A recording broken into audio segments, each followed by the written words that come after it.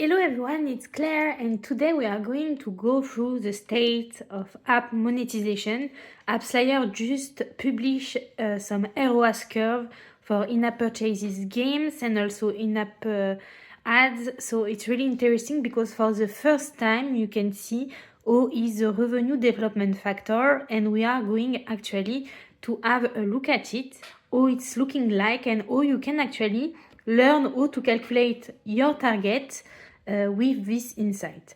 So I did a little spreadsheet where I just added Appsflyer data, iOS EAP casual and Android in-app purchases casual, but feel free to do it with in-app ads as well, so you can do exactly the same and compare the curves with your game.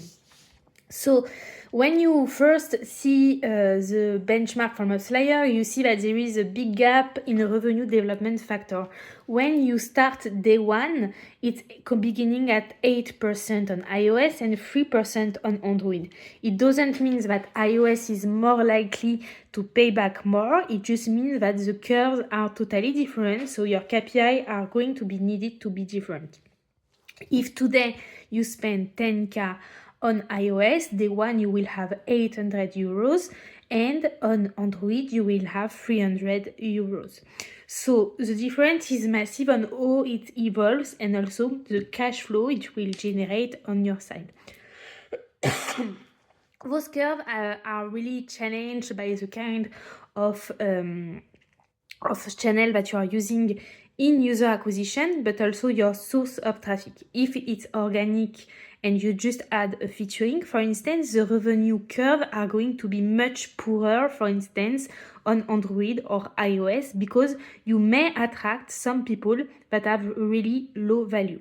So that's why when you calculate your revenue development factor, always make sure that you have a channel split, a source split as well. Another really well-known example in user acquisition is, for instance, preload or rewarded channel, for instance, instant channel, because you are going to give an offer to user, like he's going to earn coins, for instance, if he achieve level 15, for instance. And then if you don't have any offering after level 15, the user may churn, because the main motivation was basically to reach level 15. So on the overall of the incentive app, it would have the PayPal card or something like this with a bid that the user acquisition manager will have decided with the incentivized network. So those curves are really important, but first thing, it needs to be taken into consideration depending on the source of traffic that you have and the channel in user acquisition that you have. However, what is really important from a product standpoint is to understand the revenue development factor. The revenue development factor is basically going to be your average development or revenue from one day to the other. So you are going to have on Appsflyer a cohorted revenue, day 1, day 3, day 4, day 7, until day 360. The day 360 is actually the solution everyone actually love, because usually it's a payback at day 360. You also have shorter, of course, in hybrid casual, but usually in-app purchases is quite long, especially more you scale, more you are going to have a really long payback.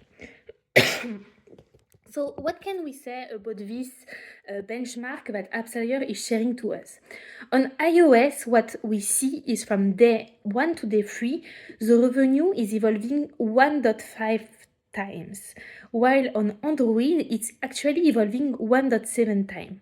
So there is real differences on how it evolves day by day, and this will of course change the target that you have in user acquisition, because when a revenue curve is doubling from one day to the other, it's not the same, of course, of a flat revenue, which usually is a sign of user that didn't retain. Really few are still monetizing, so the revenue doesn't evolve anymore and the curve are really flat.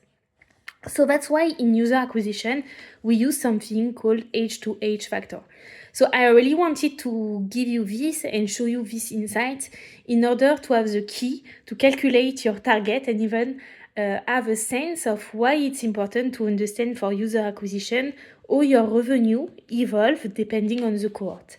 And this benchmark is actually a good tool to also try to do it from your side. Then on your ROI target, it's really simple. It's 1 on X times per cohort day until your payback day.